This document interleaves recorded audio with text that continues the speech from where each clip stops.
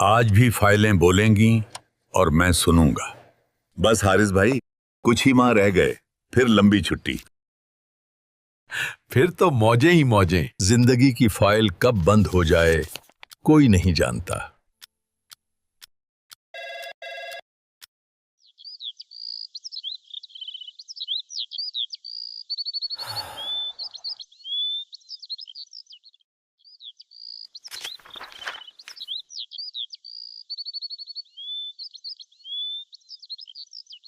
آپ آرام بھی کیجئے، مگر میرا مشورہ ہے کوئی مصروفیت ضرور ڈھونڈیے گا، اس سے آپ کا پروگریسو ٹائم گزرے گا۔ ہاں، آپ نے بالکل صحیح کہا۔ میں بھی کچھ ایسا ہی سوچ رہا تھا۔ ایک خیال ہے کہ ایک چھوٹی سی دکان کھولی جائے، شاید محلے کے بیچ میں۔ آرام سے آرام سے، اس میں بسکٹ ہیں بھائی، ٹوٹ جائیں گے۔ رکھو بھائی، یہ بسکٹ ٹوٹتے ہیں۔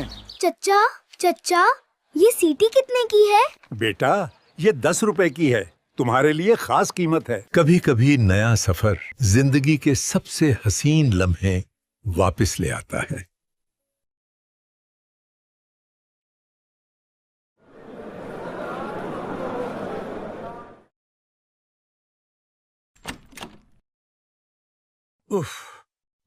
پورا دن کام کرتے گزر گیا، لیکن اکاؤنٹ کمپلیٹ ہونے کا نام ہی نہیں لے رہا۔ سیل پرچیز میں اتنا بڑا فرق۔ اللہ راستہ نکالے گا، صبر رکھیے، پریشان نہ ہوں۔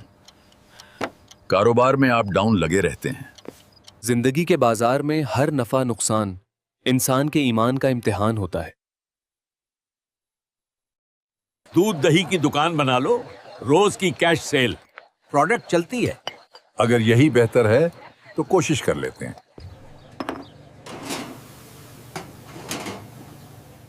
بھائی صاحب، دودھ میں آج پھر شکایت ہے، بالکل بھی گاڑھا نہیں ہے۔ معذرت، اگلی بار انشاءاللہ بہتر ہوگا۔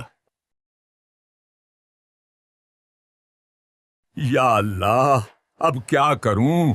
یہ کام بھی لگتا ہے بند کرنا پڑے گا۔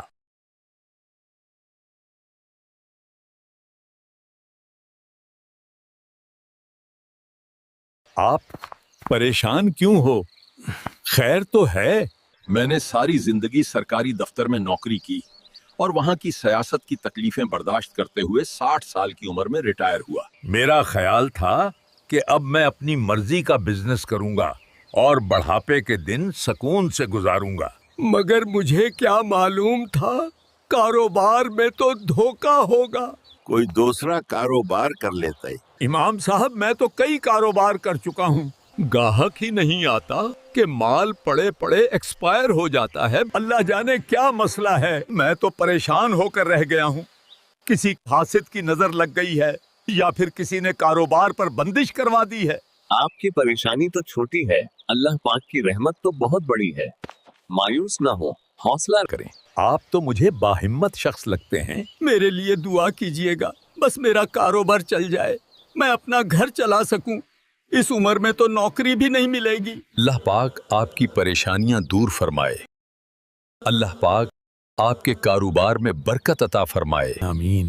بعض مرتبہ ہمارے برے رویے کی وجہ سے بھی گاہک ہم سے دور ہو جاتا ہے، اور یہ بھی دیکھا گیا ہے کہ کوالٹی کی کمزوری سے بھی سیل پر فرق پڑتا ہے۔ گاہک کو ہمیشہ معیاری چیزیں دیں اور مسکراتے ہوئے اچھے انداز میں ڈیل کریں۔ جی جی، آپ نے ٹھیک فرمایا۔ آپ ایک کام یہ بھی کر لیجئے گا، جب بھی آپ کسی کو کچھ دیں یا کسی سے کچھ لیں تو بسم اللہ الرحمن الرحیم پڑھ لیا کریں۔ اللہ پاک نے چاہا تو آپ کی رقم بھی سلامت رہے گی اور آپ نقصانات سے بھی محفوظ رہیں گے۔ اگر آپ چاہتے ہیں کہ میری سیل بڑھ جائیں، کاروبار میں میرے برکت ہوتی رہے، تو لیجئے، آپ اس روحانی علاج پر عمل کیجئے گا۔ ایک سادے سے کاغذ پر 35 بار بسم اللہ الرحمن الرحیم لکھ کر یا کسی سے لکھوا کر پلاسٹک کوٹنگ کروا لیں اور اپنے کاروبار کی جگہ پر لٹکا دیں تو انشاءاللہ الکریم آپ کا کاروبار ترقی کرتا چلا جائے گا اور شیطان کا گزر بھی نہ ہوگا۔ شکریہ امام صاحب۔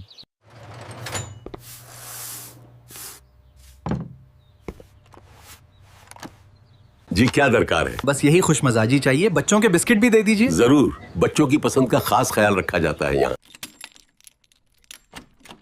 یہاں سے چیز سیدھی اور وقت پر ملتی ہے۔ دعا کیجئے اللہ آسانی کرے۔ تدبیر تھی मगर दुआ ने हवा दी। बिस्मिल्लाह पढ़कर दरवाजा खोलें, फिर रास्ते खुद बन जाते हैं। Hamza, Hamza, Hamza, Hamza, Hamza, Hamza, Hamza, Hamza, Hamza, Hamza, Hamza, Hamza, Hamza.